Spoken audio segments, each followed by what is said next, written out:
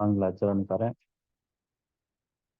चिंता संतान हंतारो यत्पादाम्बुजरेणव प्रियानान्तान् निजाचार्यान् प्रणमामि मुहुर्मुहुः।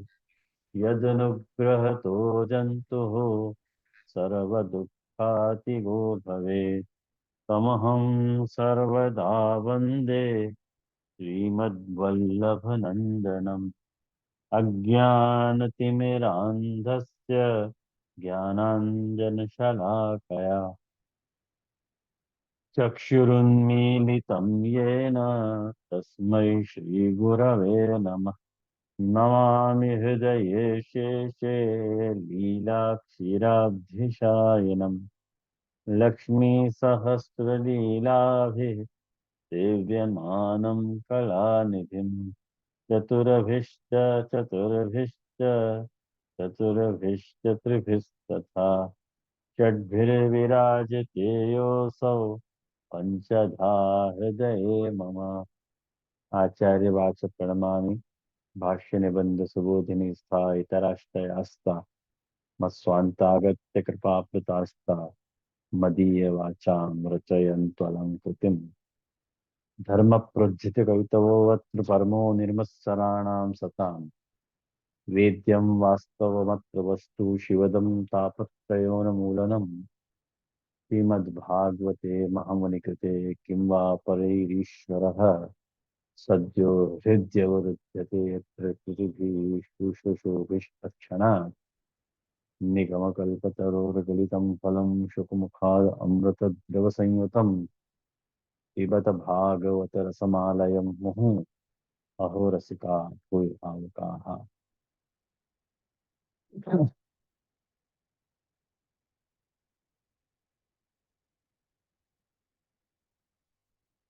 आज के सत्र में आज अपन 8वें श्लोक को पूर्ण करेंगे और कोई भी सबसे आज को पूर्ण करना ही है। और जैसे मैंने पिछली बार आपको ये बात समझाई थी कि 8वें श्लोक को भूमिका के रूप में आप लोग आपको देख के आई हो, तो मान के चल रहा हूँ कि आप लोगों ने या को आवर्तन किया है। नहीं आवर्तन किए हो तो थे जानो था राम जाने। मैं क्या कहूँ, विषय क्लिष्ट है, इतना नक्की कह सकते हैं। अब पेज नंबर 298 से अपन स्टार्ट करें। सारी बात अपन समझ गए। श्लोक को उत्तरार्ध समझने को प्रयास अपन कर रहे हैं। पूर्वार्ध अपन ने समझो। युत प्रवाल बहत बकोत्पलाब्ज मालानुप्रस्थ परिधान विचित्र वेशौ। कुछ निशा बेन को प्रश्न आ रहा है। हाँ बोलो निशा बेन।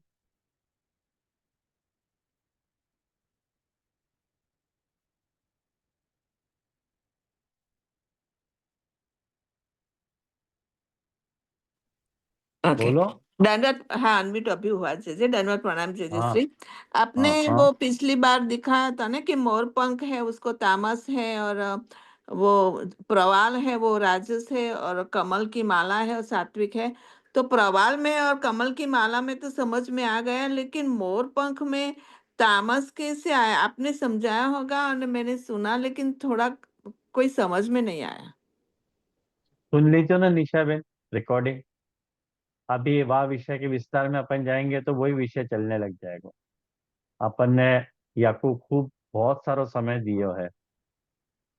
अगर अच्छा। फिर भी यदि आपकी कोई अस्पष्टता रह गई तो अपन जरूर अपन विचार कर लेंगे। हाँ, फिर सुन लूंगी। एक बार सुना, फिर हाँ सुन लूंगी, फिर हाँ हाँ हाँ, फिर हाँ। सुन लूंगी। स्वामी। हाँ हाँ हाँ हाँ, कोई बात नहीं। धन्यवाद, हाँ प्रणाम हाँ से। हाँ हाँ। तो आज जो है अपन उत्तरार्ध को मध्य विरेज तुरलम पशुपाल गोष्ठम रंगे यथा नटवरौ क्वच गायमानौ, ये उत्तरार्ध को आज अपन विचार कर रहे हैं। मान के चल रहा हूँ कि पूर्वार्ध में कोई अस्पष्टता नहीं है। वैसे अभी ईशा बिन ने पूछा तो वो तो ऐसी वो नहीं है कि आपको नहीं आवे समझ में। वो तो आप सुन लोगे तो आ जाएगा समझ में, तो कठिन बात नहीं है। अपन पेज नंबर 298 से उठा में, विचित्र वेशौ इति सर्व रस अभिनिवेशनार्थम।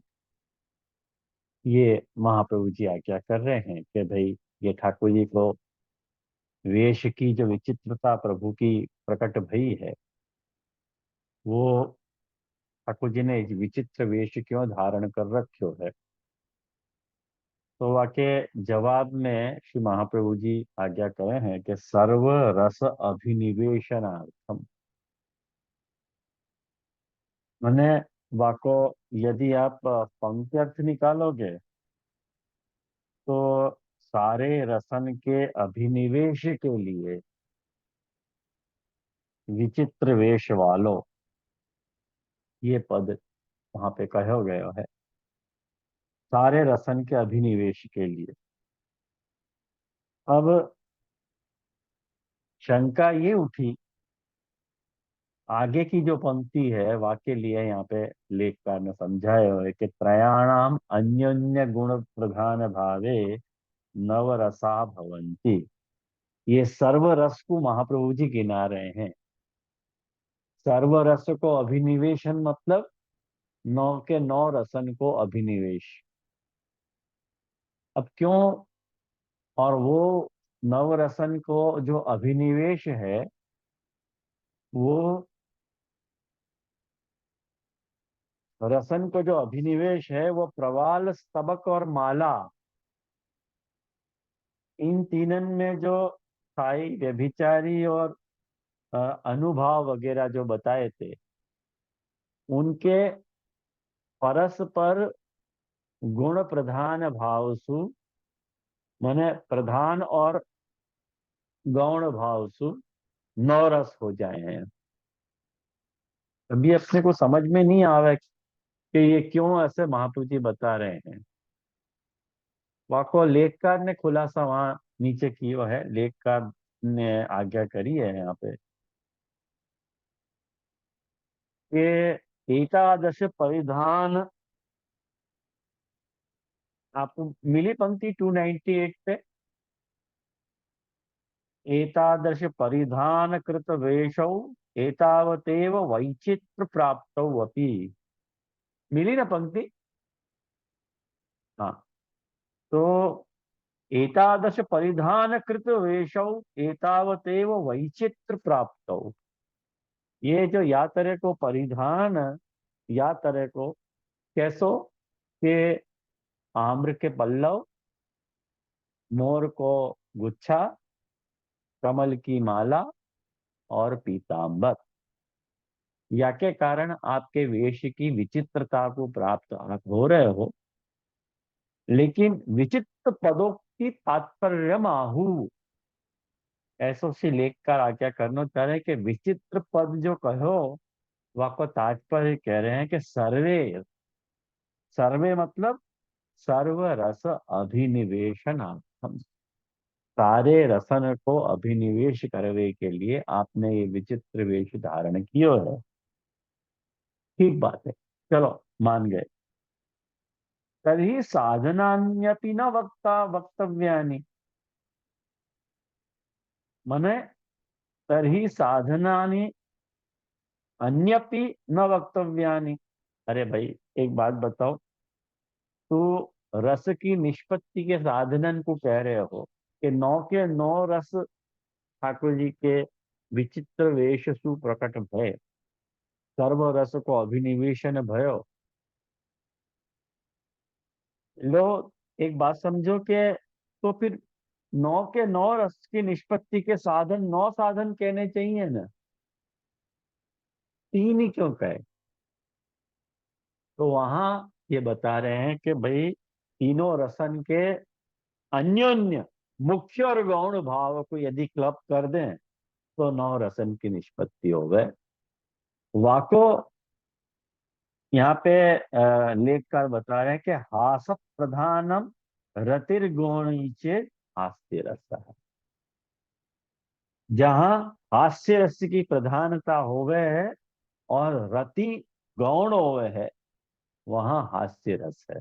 देखो, गुण प्रधान भाव, मुख्य और गौण प्रधान भाव को निरूपण, और हासो गौण रति प्रधानम चेत, हास्य गौण है और रति प्रधान है, तो वहां पे श्रृंगार है।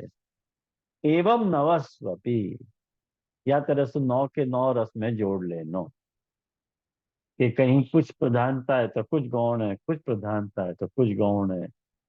तो ये ऐसे ही ठाकुर जी को जो ये वेश है, वह वेश के कारण विचित्रता यही बात की है कि ठाकुर जी के स्वरूप में नवरसन की अभिव्यक्ति हो रही है। आया समझ में? एवं प्रकारेण त्रय एव नवानाम अपनी साधका भवन्ति। या प्रकार से ये जो तीनों हैं, कौन से?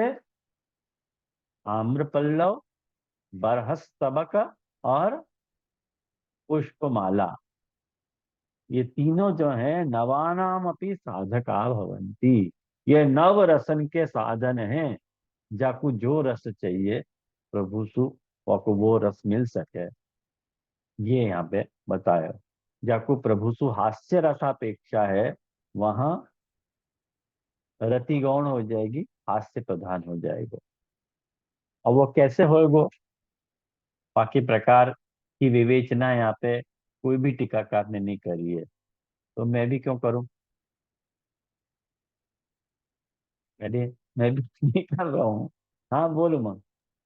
एक एग्जाम्पल तैयार तो कर लीजिए, जस्ट एग्जाम्पल, भावना ये समझने के लिए। अब अब बाकी एक्चुअली मैंने या दिशा में कुछ विचारो ही नहीं है। मैंने ऐसे सोचो अच्छा। तो ये कि हाँ, अगर मैं सोचता तो कुछ बता पाता तुम लोगों को, मैंने सोचो नहीं है। कि जैसे अपन करुण रस कहेंगे, अगर मान लो करुण रस को उदाहरण लें, यहाँ पे हास्य और श्रृंगार का उदाहरण तो लेखकार ने दिया ही है। मान लो करुण रस उठाना है, करुण रस जब अपन उठाएंगे तो हास्य गौण हो जाएगा, हास्य गौण हो जाएगा और शोक प्रधान हो जाएगा। कैसे शोक प्रधान हो जाएगा?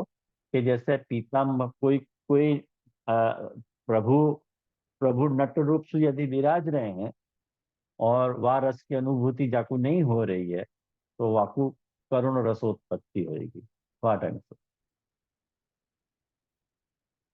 ऐसे, या ढंग से कुछ सोचना चाहिए। मैं क्या दिशा में मैंने पूरा सोचो नहीं है, लेकिन जा तरह की गाइडलाइन लेखकार ने दी है, वह गाइडलाइन से मैं बता रहा हूँ कि त्रया एवं प्रकारेण त्रय एव नवानाम अपनी साधका भवन, ये तीनों ही को कॉम्बिनेशन करना है।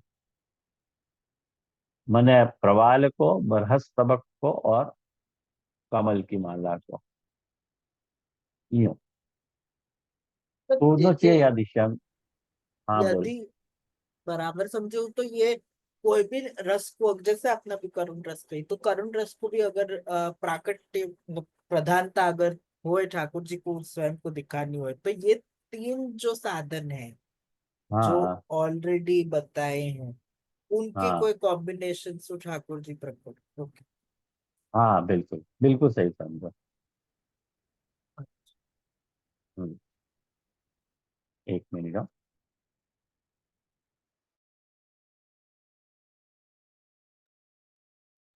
ये डिस्टर्ब क्रिएट कर रहा है, बार बार कनेक्शन लूज हो रहा है। अब आ रही है ना आवाज? हाँ, ठीक। तो ये या ढंग से अपन को देखना है। ये नौ के नौ रस में घटा के अपने को देखना चाहिए। चाहे वो करुण रस होए, हास्य रस होए, श्रृंगार होए या वीर रस होए। तो कैसे होएगा वीर रस में, अभी मेरे को कोई आइडिया नहीं है। और कुछ भी उटपटंग सोचूं या के बदले तो अभी या को अनएक्सप्लेन्ड अपन रहे दें, या को दिशा में अभी इतना मेरे को इतना इम्पोर्टेंट भी एक्चुअली नहीं लगी ये बात। कहीं कि मेन मेरे को मैटर फिनिश करनी थी। ये ये जो नहीं दूसरे वो जो विषय आ रहे हैं, वो आज मेन मेरे को डिस्कस कर मैंने कवर अप करने थे। या लिए मैंने आपको नहीं सोचे है। हाँ, जब वो तो प्रश्न भी यही जिज्ञासा से होतो, क्योंकि ये सारे श्रृंगार अपन ठाकुर जी की सेवा में भी करे हैं, तो वहां में हाँ हाँ ऐसे कोई रस प्रकट करनो होए या अपन को ऐसो भाव होए, बात दिशा में वो प्रश्न है तो और कछु नहीं, या लिए वहां में डिटेल में गयो, वरना मैं भी समझू कि डिटेल नहीं दी है तो अव्यर्थ में जानो, अधिकार चेष्टा में भी हो जाएगी, या लिए मैं भी हाँ। यही कारण सुझा रहा, तो ये जिज्ञासा के कारण। अच्छा, तो यहाँ पे देखो कह रहे हैं कि शोभाया धर्मी अंतर्गतत्वेन तादर्श शोभा विशिष्ट धर्मी रस निरूपणम वाक्यार्थ। भाई देखो, रस तो है ना, वो तो धर्मी में ही विराज रहे है। रस कहाँ विराज रहे है? धर्मी में विराज रहे है। तो आज्ञा कर रहे हैं कि शोभाया, ये जो शोभा है, मध्य विरेजतु, माने ये जो ये जो कहो ना, विरेजतु, तो मतलब शोभा को प्राप्त हो रहे हैं ठाकुर जी। अलम विरेजतु, आप, मैंने आपको जो संधि विच्छेद दियो है आपको पुस्तक, मैंने जो मैंने सबके पद विच्छेद करके बताए हैं, वो है ना आपके पास पीडीएफ, शायद अपने ग्रुप में भी है, शायद मैंने सेंड करी थी। तो अलम विरेजतु, अत्यंत शोभा को ठाकुर जी प्राप्त भय, ये जो कहा जा रहा है, तो वो जो शोभापनो ठाकुर जी में विराज रहे हो है, वो शोभापनो जो है, यूं कह रहे हैं कि धर्मी अंतर्गतत्वेन, धर्मी अंतर्गत शोभा है। और तादर्श, वैसी शोभा विशिष्ट धर्मी, शोभा विशिष्ट धर्मी में रस को निरूपण जो है, ये वाक्य को अर्थ है। ऐसी शोभा विशिष्ट वालो धर्मी है, जो रस सु भरो भयो है, नव के नव रसन सु भरो भयो है। ये वाक्य को अर्थ है। कौन से वाक्य को? उत्तरार्ध के वाक्य को। नूत प्रवाल बृहत्पलाब्ज मालानुप्रक्त परिधान विचित्र वेशौ, ये पूर्वार्ध। और मध्य विरेज तुरलम पशुपाल गोष्ठाम रंगे यथा नटवरौ क्वच गायमानौ, ये जो पूर्व वाक्य है, या वाक्य को जो है अर्थ क्या है, कि ऐसे शोभा युक्त जो धर्मी है, वाको निरूपण करनो, ही यहाँ पे वाक्य को अर्थ है कि कैसे शोभायमान प्रभु हो रहे हैं बाबत, ये बात ख्याल में आया। तो अब वापस सुबोधनी जी पे स्विच ओवर करें अपन, वापस तो सुबोधनी जी। एवं रस रूपम भगवंतम निरूप्य, एवं रस रूपम भगवंतम निरूप्य, माने या तरह सु जो है रस रूप जो है भगवान को निरूपण करके, तद रस पोषक हो, तद रस। अब ये तद कहाँ जाएगा? अब बताओ।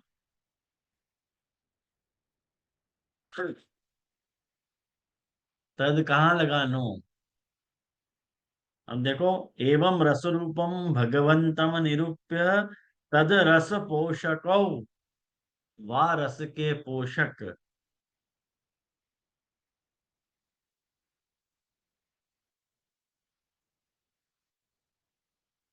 अनम्यूट करके नवरस। बोल।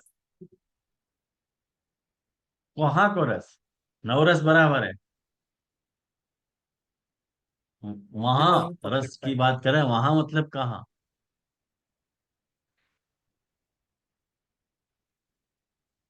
है शामिल। एक सोचो सोचो। जय जय धर्मी के लिए बोल रहे हैं। हाँ बिल्कुल, वाह मुनि, बहुत बढ़िया, फाइन। धर्मी, धर्मी रस की बात चल रही है। धर्मी में जो रस विराज रहा है, यूं कह रहे हैं कि तद रस पोषकौ समाजे वाद्य गीत विशेषौ निरूपयति मध्ये विरेजतु इति। धर्मी में जो विराजमान रस है, जा रस की अभिव्यक्ति होनी है, वह वो रस जो है वाद्य और गीत के माध्यम से जो है वो रस को पोषक बने। यानी ठाकुर जी वा प्रकार को वाद्य और गीत माने गा भी रहे हैं और बजा भी रहे हैं, ऐसे कह रहे हैं। वाके कारण रस प्रकट हो रहे हैं। अब कोई अत्यंत निपुण कलाकार जब कोई गावे और अत्यंत निपुण कलाकार बजावे, तो कैसो रस उत्पन्न होवे। ये तो जो संगीत को जो प्रेमी होएगो ना, वाको समझ में आएगो। संगीत को जो प्रेमी नहीं होएगो, वाको तो एकदम शोर शराबा लगेगा कि जैसे काका जी एक बार बता रहे थे कि एक बार वो जो है वहां पे रंग भवन में कार्यक्रम देखने जाते थे, शास्त्रीय संगीत के बहुत सारे म्यूजिकल कॉन्सर्ट जो है काका जी ने अटेंड करी हैं। काका जी को भयंकर शौक है इन सब माने क्लासिक इंस्ट्रूमेंट, जो क्लासिकल बजाने वाले उनको और गाने वाले उनको प्रोग्राम। जसरस तो काका जी को दोस्त था, तो ये अपन को सबको ही मालूम है। तो एक बार वो प्रोग्राम में गए होंगे, तो उनके साथ कोई पिछलग्गू हो तो जो उनके साथ ही लग गए हो कि मोको भी ले चलो, मोको भी ले चलो। तो काका जी ने कही कि चलो मैं जा ही रहा हूँ और है जगह तो ले लो करके। तो वहाँ पूरा प्रोग्राम जो है वो गयो, बजायो, मैंने वो प्रोग्राम पूरा भयो। और प्रोग्राम पूरा होने के बाद जब काका जी जसराज से मिले, तो वाने वाने बापू लगो कि मुझको कुछ कहना चाहिए। तो वाने के क्या तानपुरा बज रहा था।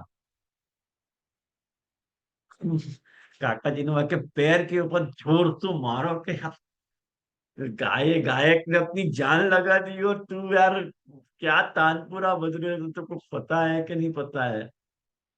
तो क्या है कि वो रस की अनभिज्ञता के कारण वो कभी पोषक नहीं भी बने। और एक बार कोई दूसरी कॉन्सर्ट में काका जी गए थे, वहां को भी एक बहुत सुंदर दृष्टांत है कि एक फॉरेनर था तो उनके साथ वहां को वो ले गए थे। तो इतनो सिंधु भैरवी गाया तो आने सिंधु भैरवी राग इतनो, एक बात समझाऊं आपको, इतनो मीठो राग है सिंधु भैरवी। और बाकी जो तान वाने बजाई वहां में, काका जी कह रहे मैं तो निहाल हो रहे हो, तो आपको निहाल करके। और वो जो फॉरेनर हो तो बाजू में, वो वो एकदम आपको रोए जैसा चेहरा हो रहा तो। और पूरा प्रोग्राम फिनिश गया के बाद में कि भाई तेरे को क्या भाई मजा नहीं आई ना, कि मुझको सफोकेशन हो रहा था ऑल द टाइम। आई वो all the time I was feeling suffocation. काका जी ने कहा ऐसी क्या बात हो गई कि ये जो धुन बजा रहे तो हमारे जो है वो प्राइम मिनिस्टर के फ्यूनरल में ये ऐसा बजा में। तो वो लगातार ये दुखी हो रहा तो कि फ्यूनरल में ऐसी धुन क्यों बज रही, अभी कौन सा फ्यूनरल होने वाला है। तो क्या है कि रस की अनभिज्ञता के कारण अपने को रस की पोषकता को अनुभव नहीं हो रहे। तो तो जो जाने, जाको लगे वही जाने भी था। तो जो रस बज रहे हो, रस को आनंद जो भी प्रकट हो रहे हो है, और वह रस को जो पहचान सके वही पहचान सके। और ऑफ कोर्स जब ठाकुर जी अपना विचित्र वेश वालो स्वरूप जब वहां पे ग्वाल मंडलिन के सामने प्रकट कर रहे हैं, तो वो रस को पहचानते होंगे ना। कहीं कि गीत और वाद्य के कारण रस को पोषक पनो प्रकट हो, वो रस पुष्ट हो गीत और अ, गान और वाक्य कारण, वाद्य के कारण। एक बिना बिना बिना वाद्य को गीत आप करके देखो, आपको इतनी पोषकता अनुभव नहीं होगी। लोग, मैं ये जो कीर्तन क्लास अभी चला रहा हूँ, वहां में कितने वैष्णव ऐसे कह कि भाई ताल अभी मत करो। अब वो ताल आ जाए तो उनको डिस्टरबेंस क्रिएट होगा कि भाई ताल नहीं, टेंशन हो जाए। और वो ताल पे अपने को सम देनी है, जहां सम आ रही है वहां पे उनको सम देनी है, वहां पे वो आवे ही नहीं। कहीं कि उनकी जो काउंटिंग हो है झपताल की या तीन ताल की या चौताल की, वो एक पे आवे ही नहीं कोई हिसाब से। तो आवे नहीं तो स्वर यहाँ हो जाए, स्वर भी यहाँ हो तो रसाभास हो जाए फिर। ख्याल आया ना? हाँ बोल भाई उमंग। पुष्ट होवे यानी अर्थ છે जो उद्दीप्त को ही लेना चाहिए यहाँ में। सुस्थिर हो, सुस्थिर हो, अच्छी तरह सुस्थिर हो जाए। यहाँ में एक रस को रस कौन को सा पाठ? माने वह रस को सुनना या अनुभव करना अलग बात है, और रस को जो स्थिरीकरण है वो एक अलग बात है। रस को सुनना एक अलग बात है, लेकिन वह को स्थिरीकरण वाके अंदर जो माधुर्य है, वह माधुर्य को फील कर पाना एक अलग बात है। बहुत सारे लोग ऐसे होंगे उमा, कि जैसे कीर्तन सुने ना तो उनको मजा ही नहीं आवे। क्यों मजा नहीं आवे? रुचि नहीं होवे इतनी। तो उनको लगे कोई तरह ये बंद होवे तो आगे की बात कर रहे हैं अपन। और बहुत सारे लोग मुझको जीवन में ऐसे भी मिले हैं कि वो कह कि आप आपके जो गाना है ना गा गवू दो ना, यूं। मेरे परिचय के लोग हो, बहुत अच्छा परिचय है जिनके साथ भी हो, कि चलो कभी मेरी डिमांड भी हो या तरह की कि भाई वाद्य नहीं है कछु, कि भाई सब वाद्य हो तो ही गा सके क्या?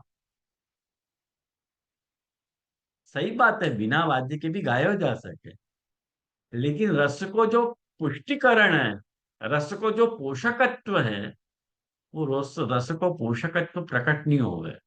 तो जब देखो वाद्य, गीत और गायक, इन तीन को और भाव, इन सबको जब संयोग होवे ना तब रस निष्पन्न हुआ है। मैंने ये कीर्तन क्लास में भी ये बात बहुत बार समझाई है।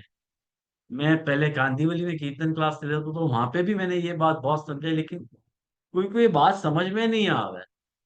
कोई को भाव पक्ष छूट जाए, कोई को ताल पक्ष छूट जाए, कोई को माने उनके ऊपर शब्द को जो प्रयोग है वो छूट जाए। सबको संयोग होके रस निष्पन्न हुए, तब रस को रसत्व प्रकट हो गए। ये तो अनुभव करेगा ना उमंग, तो तुमको आएगी ये बात समझ में। ख्याल में आ ना? जैसे कोई अपन ने, कोई बहुत बढ़िया कोई ने अपन ने जोक सुनाया हो है, और वो कोई हंसे ही नहीं, तो रस्सी निष्पन्न नहीं भयो। अपन कहेंगे कि ये आदमी चलो जाए तो अच्छा है यार, या के सामने तो कोई जोक नहीं सुनाना चाहिए अपने। अपन जब भी कभी दोबारा जोक सुना हुआ बैठा वो आदमी होगा ना, तो वो रस्सी अपना गायब हो जाए, बोलना ही नहीं। पूरा रस जोक को कहने का मूड ही खत्म हो जाए अपने को। ख्याल में आया ना? तो वो एक बात तरह को वातावरण होना चाहिए, वह रस के पोषकत्व की। ये 9 के 9 रस की डिमांड है। भरत मुनि ने रस शास्त्र में कौन सो रस कौन से रस को पोषक है, ये बात समझाइए। आज मैं एक और भरत मुनि की आप लोगों को बात आप लोगों के साथ शेयर करूंगा, आगे आगे पंक्ति वहां तक पहुंची तो बहुत सुंदर बात है। वो बहुत अपने को समझने लायक बात है कि कौन सा रस कहाँ पोषक है। अगर तुमने वो रस वहां नहीं गाया हो, वहां के साथ व्यभिचरित नहीं की हो, तो वो रस की पोषकता तुमको अनुभव में नहीं आएगी। वह रस की मिठास नहीं जब समझ पाओगे तो। जैसे एक बात सब एक उदाहरण के लिए बात बता रहा हूँ कि श्रृंगार रस चल रहा है और वहां में हास्य को प्रवेश बिल्कुल बंद है, तो वो कैसा रस होएगा?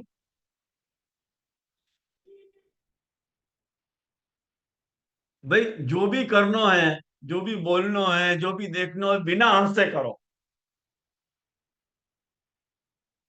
भाई मुंह को तो को देख के बहुत अच्छा लग रहा है, अरे मुंह को खाओ तो खाओ यार, हंसो तो सही जरा। ये हंसना ही नहीं है, मुंह को देखो देख के बहुत अच्छा लग रहा है। अरे हास्य रस तो प्रकट ही नहीं हो रहा है यार। वो व्यभिचारी तो उपसुआन होती है, मुख्य नहीं कि हाँ हाँ करने लगे। एक बैलेंस है रस को। क्या आया ना समझ में? अब जैसे वीर रस प्रकट हो रहे हो और वहां में तुम हंस हंस रहे हो, तो वहां में हास्य रस डिस्टर्बेंस क्रिएट करेगा। वीर रस को खत्म कर देगा वो ये हास्य रस। जैसे कोई वीर रस की बातें करते हो और सामने वाला हंसते रहे तो मूड आएगा। जैसे कोई देशभक्ति के गाना गाते रहो अपन हंसते रहे सामने, तो हास्य रस वीर रस को बिल्कुल अपोषक है। कौन सा रस कौन को पोषक है, या बात को भी ज्ञान अपने को होना चाहिए। यानी तद रस पोषक समाजे गीत वाद्य विशेषो निरूपयति। यानी रस को पोषकत्व भी ठाकुर जी प्रकट कर रहे हैं कि रस को पोषक कर बना रहे हैं। और वो कैसे बना रहे हैं? वाद्य गीत विशेषो, भाई कोई गा भी रहे हैं बजा भी रहे हैं। ठाकुर जी कुशल हैं। और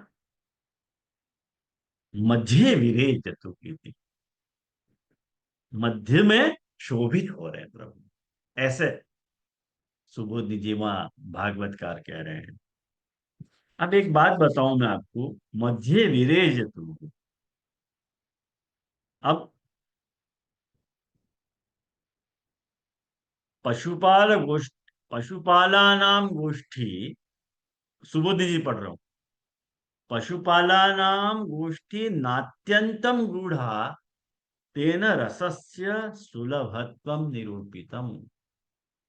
पशुपालन की जो गोष्ठी हो गए हैं वो कोई गूढ़ नहीं हो गए बहुत, यासु रस को सुलभ पनो है, ऐसे निरूपित कियो। देखो नीचे लेख कर क्या कर रहे हैं कि रस पोषकत्वम तु गीत वाद्ययो एव इति आशयन उत्तरार्ध आभास तथा। तो उत्तरार्ध को आभास कह दियो कि गीत और वाद्य के साथ प्रभु को ये प्रभु में जो रस प्रभु में विराज रहे है, वह रस को सुलभत्व प्रकट हो रहे है।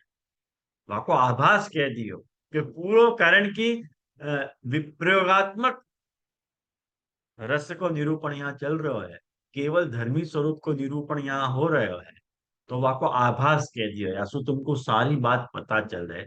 ये सब बात कहने सु तुमको ये माइंड में आवे कि ये धर्मी रस की बात चल रही है। तो सुलभत्व जो कहो कि यार ये रस सुलभत्व है, वाको यहाँ पे लेख कर देखो बड़ो सुंदर खुलासा बने कि रस को सुलभत्व मतलब क्या। ये ये लेखकार ये जो नहीं होते ना, प्रकाशकार लेखकार या टिप्पणीकार, तो महाप्रभु जी को आशय इतनो गंभीर है तो समझनो वैष्णव। महाप्रभु जी ने क्या बात मन में, कौन सी बात मन में धारण करके सुबोधि जी लिखे हैं, ये कभी अपने को पता नहीं चलती। लेखकर बता रहे हैं कि गोपिकांतर गोष्ठ्याम स्थितो अस्मद् हृदय नाच्छेद दीपा। भाई ठाकुर जी को ये बता रहे हैं कि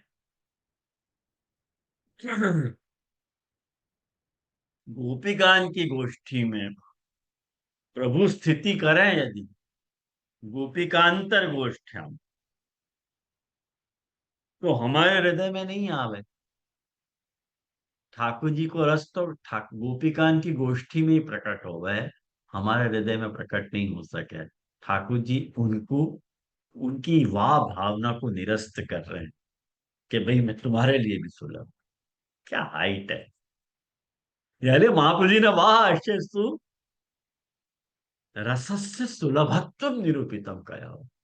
रस सुलभ है, मैं तुम्हारे लिए भी हूं। कम ऑन, तुमको मेरे से कौन से रस की अपेक्षा है? ले लो मेरे से वो रस। तुमको कौन सा रस चाहिए?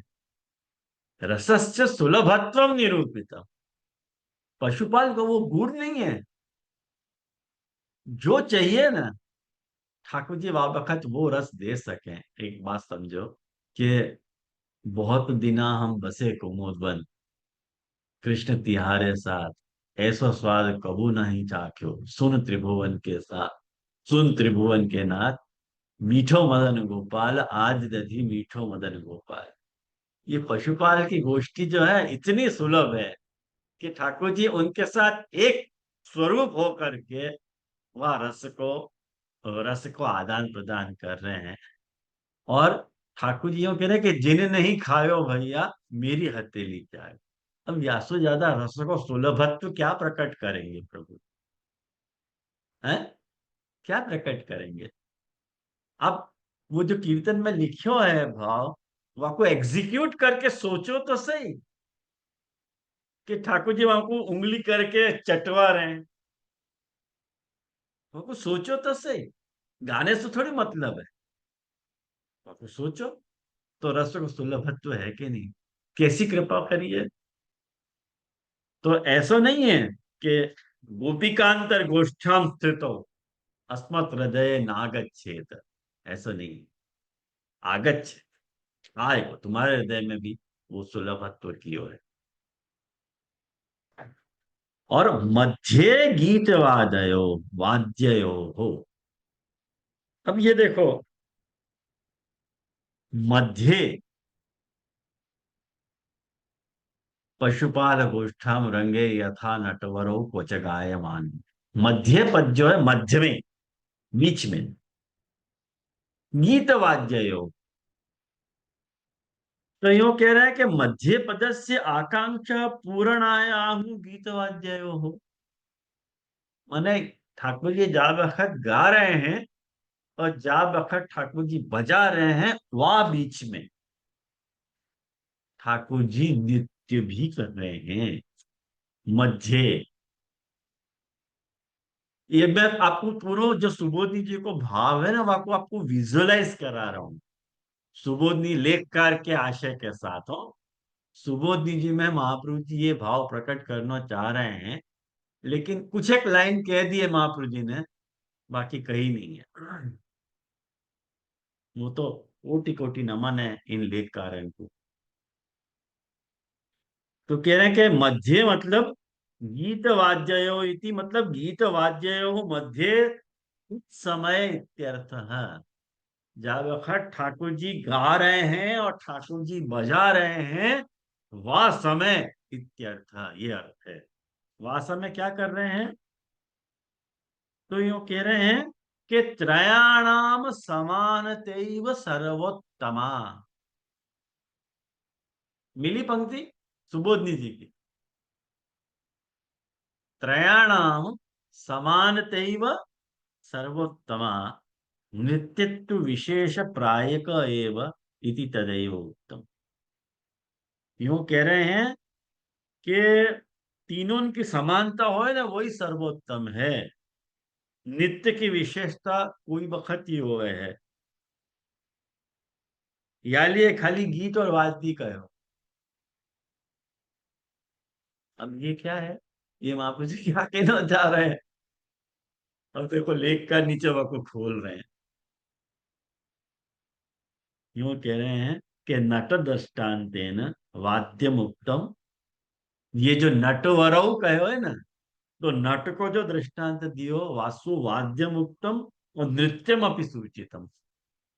नट के दृष्टांत सु वाद्य बतायो और नृत्य भी बतायो। माने ठाकुर जी गा रहे हैं, ठाकुर जी बजा रहे हैं और ठाकुर जी नृत्य भी कर रहे हैं। गायमानो इति पदेन गानम उक्तम नृत्यम अपि सूचितम। गायमानो ये जो कहो ना, तो वासुओं कह रहे हैं गान भी बतायो और नृत्य भी बतायो। और नट पदसु वाद्य भी बतायो और नृत्य भी बतायो।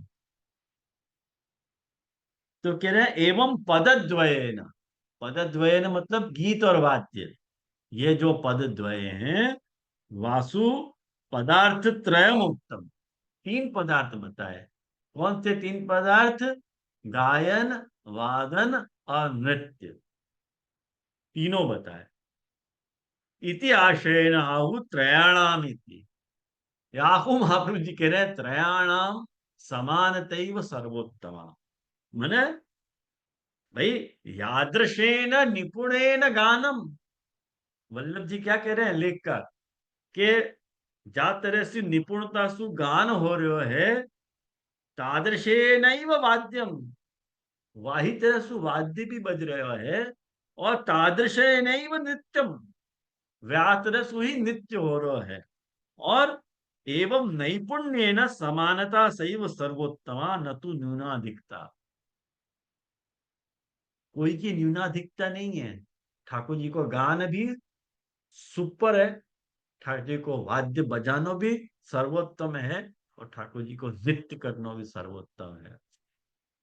और या लिए जो शोभा कहो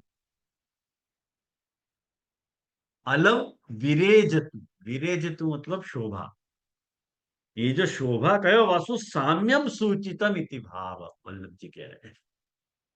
शोभा कैसे होवे, जब तीनों समान होवे ना तब शोभा होवे। एक बात समझो, कोई गातो होए, गाने के हिसाब से नाच नहीं होवे, तो और नाच होवे वह हिसाब से गान नहीं होवे, नाच गान दोनों होवे और वाद्य नहीं बजे तो शोभा होगी?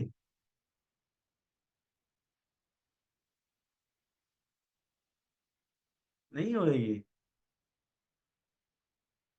एक बहुत बढ़िया आपको मैं बताऊं, या मैं लता मंगेशकर को एक गाना है, शायद चित्रलेखा पिक्चर को है, मुझको ठीक से स्मरण नहीं हो तो वहां में वैजयंती माला ने डांस की है। आप वो डांस देखो,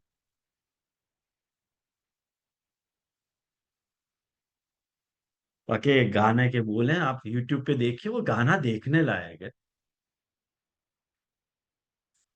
हाँ बोल तो मिथुन।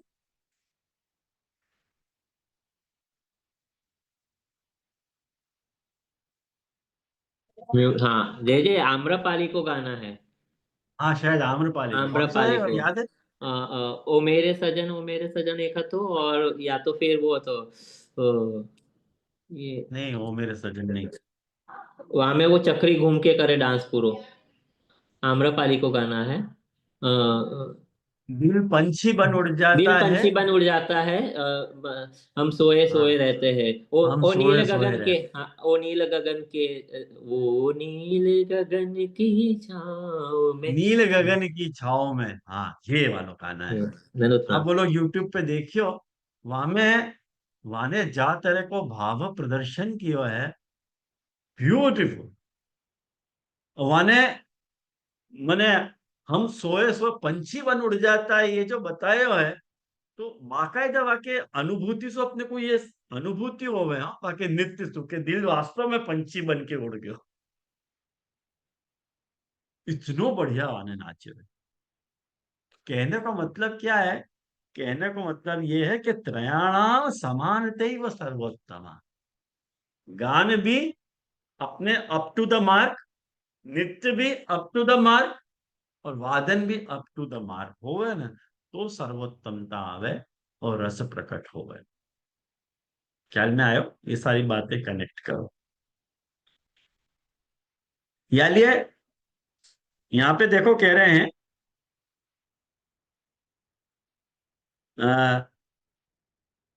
नित्यस्य तु विशेष प्रायिक एव इति तदेव उत्तम, हमेशा नित्य नहीं होवे, वो प्रायिक होवे कभी कभी, लेकिन नित्य होवे जरूर। लेकिन ऐसा होवे कि जो नित्य करे ना गा नहीं सके। यूं यहाँ पे कोई टीकाकार समझा रहे हैं यहाँ पे कि भाई एक बात समझो कि ठाकुर जी ने गायो कैसे, तो वहां खुलासा किया है कि ठाकुर जी ने खाली हस्त के अभिनय पूर्वक मात्र जो है वो वहां पे बता दिया है, श्रम रहित गान।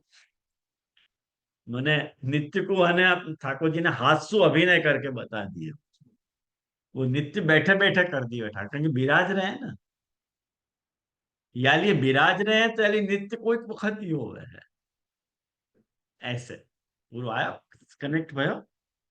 या लिए तादाचित्क निषेधार्थम अलम इति अलम विरेजतु। देखो कह रहे हैं ना अलम विरेजतु, मैंने कोई कोई वक्त ही ऐसा हो तो होगा कि शोभा होती होगी। नहीं नहीं नहीं, ऐसा नहीं है, हर वक्त शोभा ही हो ठाकुर जी के समय। बहुत अच्छी तरह से शोभा है या के लिए, और वाक्य लिए यूं कह रहे हैं कि शास्त्रमत्र नियामकम न भविष्यति इति आशंका दृष्टांतम रंगे यथा नटवरो। यहाँ पे शास्त्र नियामक नहीं होगा शायद, ऐसी शंका कोई को हो सके कि भाई हमें शास्त्र नियामक नहीं है, या के लिए दृष्टांत दे रहे हैं कि नहीं नहीं शास्त्र नियामक है, रस शास्त्र नियामक है। ध्यान से सुनियो ये बात। अब मैं जो आपको जो बात बता रहा हूँ भरत मुनि की, वो बात बहुत ध्यान में रखने लायक बात है। दृष्टांत दे रहे हैं कि रंग मंडप में जैसे दो उत्तम नट शोभित होते हो है ना, यथा नटौ शास्त्रार्थ अनुसारिणी भवतः अलौकिक नाट्यार्थम वरपदम। मतलब ये शास्त्र के आधार वाला जो स्थान है रंग मंडप, वहां में ठाकुर जी अलौकिक नाट्य कर रहे हैं, अलौकिक नृत्य कर रहे हैं। एक बात समझो, ये जो रस प्रकट हो रहा है वो अलौकिक क्यों है? क्यों अलौकिक है? ये सारा कंसेप्ट महाप्रभु जी भरत मुनि के रस शास्त्र सुलाए हैं। मैंने रस शास्त्र कंसल्ट किया है, भरत मुनि को रस शास्त्र देख रहे हो तो मैं आज दोपहर को वह रस शास्त्र में यात्रा को विधान मिले है। आप देखो रस अलौकिक है, कैसा अलौकिक है भरत मुनि बता रहे हैं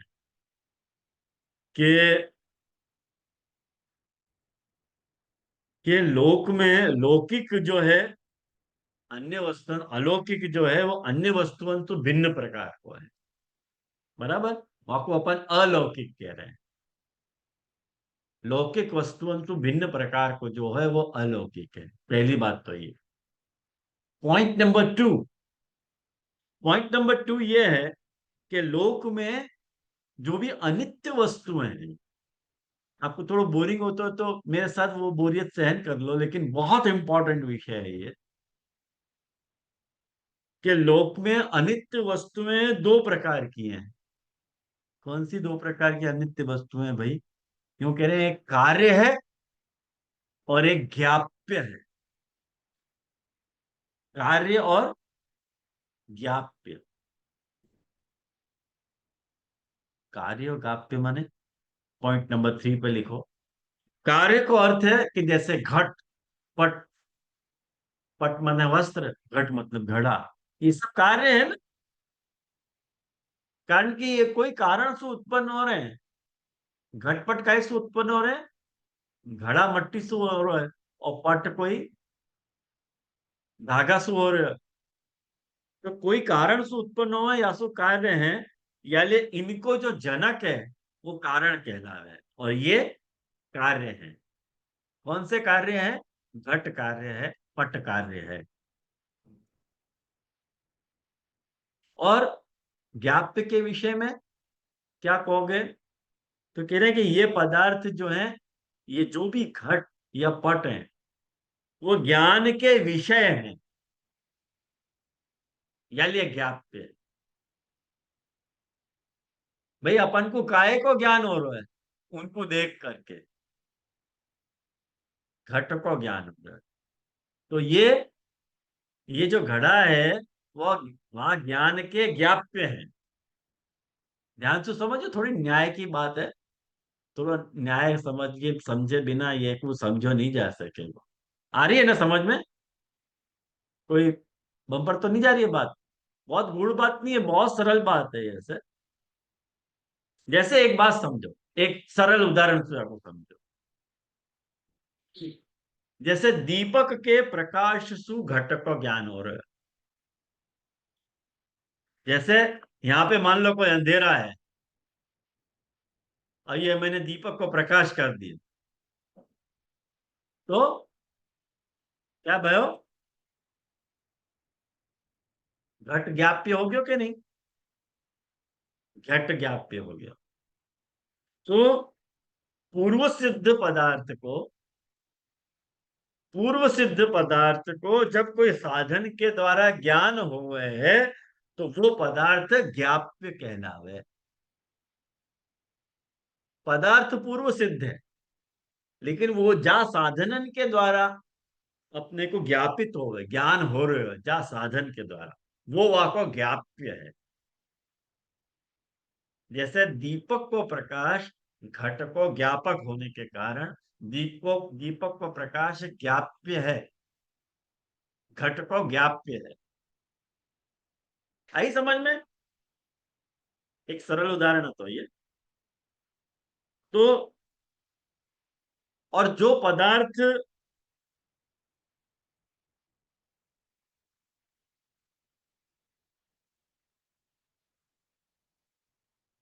कार्य अपन काय को कह रहे हैं, कार्य की परिभाषा भरत मुनि ऐसे दे रहे हैं कि जो पदार्थ पूर्व सिद्ध नहीं है, देखो कार्य पूर्व सिद्ध नहीं है, कारण के व्यापार के बाद वाकी उत्पत्ति हो रही है। कारण मतलब कुंभार, कुंभार ने व्यापार कियो, मैंने वाकू बनायो, तब घट बनो, घड़ा बन्यो, तो वो पदार्थ कार्य कहलावे, पूर्व सिद्ध नहीं, कारण के बाद वाकी उत्पत्ति हो रही है। पांचवी बात भरत मुनि कह रहे हैं कि संसार के जितने भी पदार्थ है ना, वो कार्य और व्याप्य के बीच में उनको क्लासिफिकेशन कर सकते, या तो वो कार्य है या तो व्याप्य है, या तो वो कार्य है या तो वो व्याप्य है। या ये भरत मुनि कह रहे हैं रस न तो कार्य है और न तो व्याप्य है।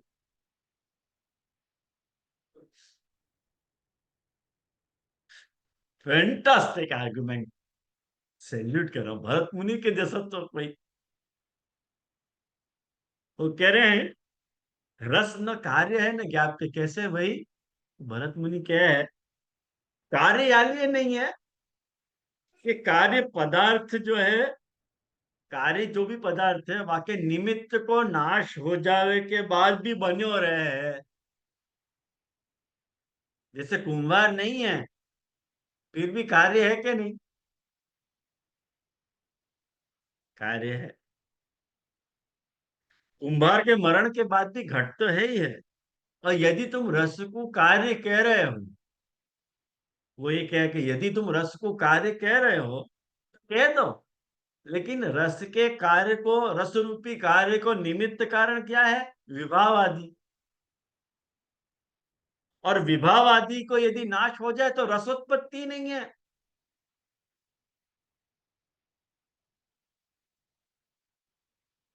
विभाव ही नहीं है तो रसोत्पत्ति नहीं है। अच्छा ज्ञाप्य क्यों नहीं है? तो कह रहे ज्ञाप्य इसलिए नहीं है क्योंकि ज्ञाप्य पदार्थ जो है वो ज्ञान की उत्पत्ति के पूर्व भी विद्यमान रहे हैं। क्योंकि अपन को मालूम है ना, अपन घड़ा बनाना चाह रहे हैं तो वो जो ज्ञाप्य है वो अभी प्रकट नहीं भयो है, वो ज्ञान की उत्पत्ति के पूर्व भी वो विद्यमान रहे है और वह के बाद भी विद्यमान रहे है, वो कभी खत्म नहीं हुआ है। रस तो ऐसा नहीं है, न पूर्व है न बाद में है।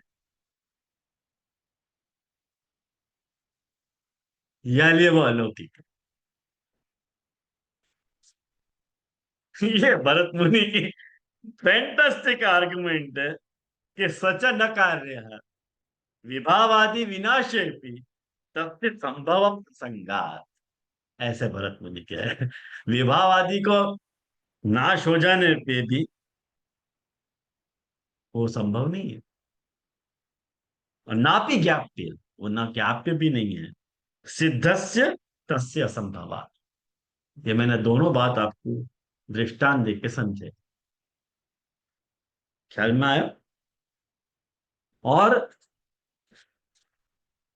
अलौकिकता को उदाहरण देने के लिए वो दूसरी बात अपनी क्या है कि या लिए रस अलौकिक है, ये जो वाको अ, घट माने कार्य और ज्ञाप्यतया प्रकट नहीं होनो, ये वाको दूषण नहीं है, ये वाको भूषण है, यही सो अलौकिकता है ये।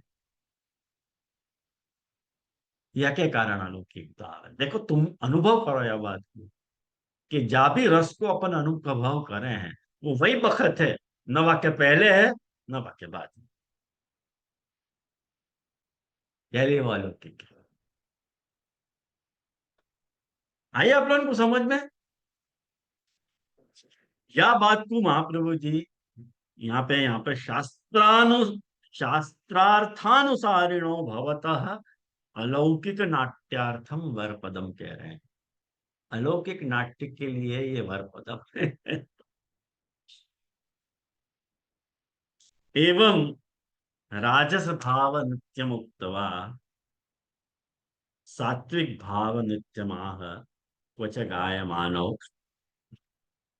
देखो यहाँ पे सब टीकाकार ने नीचे खुलासा किया है कि ठाकुर जी ने जो बरहस तबक धारण करो है, वासु आपने तामस भाव को नित्य कियो है। आपने जो नटवर पद वापर्यो है, वासु राजस भाव को नित्य कियो है। और आपने जो गान कियो है, वो सात्विक भाव को नित्य कियो है। कारण कि ये हम या के लिए कह सके हैं, वहां महाप्रभु जी सुबोधिनी जी समझा रहे हैं कि देश विशेष है, कोई देश विशेष में हस्ताभिनय मात्र पूर्वकम, खाली हस्त के अभिनय मात्र से ही श्रम रहित गान कुरुता, श्रम रहित गान को लोग करे हैं। एतदपि लोक प्रसिद्ध, ठाकुर जी ने कोई लोक अप्रसिद्ध कार्य नहीं किया। ठाकुर जी हस्त के अभिनय से भी लोग जो है वो अपनी वह को दिखावे हैं कौशल। तो ये कुल मिला के 8वें श्लोक अपन ने देखियो ठाकुर जी के पास। और यहाँ 8वें श्लोक की पूर्णा होती है। हाँ बोल बोल ये लास्ट लाइन समझ में नहीं आई, ये याकूब कर कहनो क्या चाह रहे हैं महाप्रभु जी कि ये यहाँ पे कोई लोक प्रदेश में ऐसे हाव मतलब हस्त के वासु ठाकुर जी मतलब कोई ऐसे नृत्य करे तो ठाकुर जी ने कोई विशेष चीज की, ये बात के आप कुछ बताना क्या चाह रहे बात या के लिए आई कि भाई नाट नीचे नीचे जो है ये समझा रहे हैं। ये देख लेख कर समझा रहे हैं कि नटवर पद सूचितम राजस भाव नित्यम, मिली पंक्ति। और गान सूचितम सात्विक भाव नित्यम, मैंने गान सु जो है सात्विक भाव से नित्य करो ये बताया। उपविश्य गान, बैठ के गान यदि कर रहे हैं तो कथम संभवती, नित्य कैसे संभव हो सके। आप तो कह रहे हो कि त्रयाणाम समानते ही वो सर्वोत्तमा, तो आपने तो कहीं बैठे हुए हैं, तो कैसे नित्य क्यों, मतलब ये बैठ ही नहीं पंक्ति। तो महाप्रभु जी कह रहे हैं कि देश विषय हस्ताभिनय मात्र पूर्वकम श्रम रहितम गानम कुरुतः। यूं कह रहे हैं कि तथा इति सात्विक भाव है, तो खाली गान सु भी जो है वो आ तरह को नित्य दिखा सकें। हस्त के अभिनय से गान कर रहे हैं और हस्त सु अभिनय भी कर रहे हैं, गान भी कर रहे हैं, नृत्य भी कर रहे हैं और वाद्य भी बजा रहे हैं, ये तीनों एक साथ। बहुत डिफिकल्ट है हो उमन, गाते भाई बजानो डैम डिफिकल्ट कोर्स है, कोई कोई बजा सके। अभी ये जो ये जो टीवी पे आया हुआ था प्रोग्राम, वहां में कोई पार्टिसिपेंट हो तो जो फर्स्ट आया हो, वो याली बजा के वो गाते भाई बजा तो आपको नाम तो मेरे को याद नहीं रहे हो। बहुत फेमस सारे गामा में आते हो तो, या कौन से में पता नहीं। मेरे को नाम भी, मेरे को प्रोग्राम को याद नहीं है अभी, लेकिन गाने को प्रोग्राम आवे हर साल सोनी पे। सिंगर कर वो चुने, वहां में वो गाते भाई बजावे। बहुत मुश्किल है गाते भाई बजाना, मतलब वाद्य को, हाँ? पखावत को बजाते भाई गान का। या तो आपको ध्यान पखावत पे जाएगा, या तो गान पे जाएगा। और गान पे जाएगा तो पखावत पे हाथ नहीं चलेगा, और पखावत पे हाथ चल रहा तो गाना भूल जाएंगे। जैसे पवनदीप तो इंडियन आइडल में। हाँ, Indian Idol. Pawandeep Indian Idol में पवनदीप, पवनदीप। हाँ। हाँ हाँ हाँ। हाँ, वो देखो आप, याद आया। बराबर। तो वो कैसे गा रहे हो, कुशलता है। माने बचपन से साथियों है आपको, वो at a time at once नहीं आवे है, आपको साधना पड़, बहुत मुश्किल है। और तीसरा अभिनय को और जोड़ो। अभिनय खड़े रह के थोड़ी करेंगे, अरे बैठ के थोड़ी करेंगे अभिनय, खड़े होके ही अभिनय होएगा। तो कह रहे कि नहीं भाई, नित्य तो खड़े होके करो, नित्य तो खड़े होके करना चाहिए, तुम बैठे बैठे कैसे कर रहे हो नित्य करो करने। तो महाप्रभु जी कह रहे कि भाई कोई देश विशेष में ऐसा भी हो है कि हस्त के अभिनय मात्र पूर्वक वो श्रम रहित गान है, वहां में ठाकुर जी को कोई एफर्ट नहीं है। एतदपि लोक प्रसिद्ध, ये भी लोक प्रसिद्ध बात है। ख्याल में आया ना। तो ये पूर्व अपन ने 8वें श्लोक को विचार कियो। हाँ बोल मित्र। हाँ धन्यवाद। हाँ, तो जी यहाँ में ये जो श्लोक है 8वें श्लोक में, वहां में महाप्रभु जी ने नटवर स्वरूप सु ठाकुर जी को वर्णित किया है और रस की उत्पत्ति की प्रक्रिया बताई है। तो जो लास्ट में कंक्लूजन है वहां में ऐसा दिखा रहा है कि प्रभु लौकिक, जैसे लौकिक में कोई गान करे और बाकी जो अंग, जो मतलब नृत्य करके भी रस उत्पन्न करे, वैसे ठाकुर जी वो रस में भी कुशल है, क्योंकि अभी आपने बताया कि डैम डिफिकल्ट है तीनों चीज साथ में करी। तो वो वासु रस उत्पन्न कर रहे हैं, पर फिर भी वो रस अलौकिक है। और वासु फिर प्रभु वो अपने नटवर स्वरूप जो है वहां में ऐसा दिखा रहा है कि वो नटवर कैसे मतलब है। तो वाको मतलब जस्टिफाई क्यों है महाप्रभु जी ने, वो वैसे समझना। ये 8वां श्लोक है बिल्कुल उसमें। वो मेरे को सही थोड़ा समझ। क्लैरिटी नहीं आती कि ये कंक्लूजन कैसे हो रहा है, तो इसलिए मैंने वापस क्लैरिफाई किया। हाँ, वो ऐसे ऐसे जस्टिफाई करने के लिए ही लास्ट में ये कही ना ये सारी चीज। हाँ हाँ, वो बात, यही बात के लिए ये पूरा उत्तरार्ध को भाव है तो पूरा।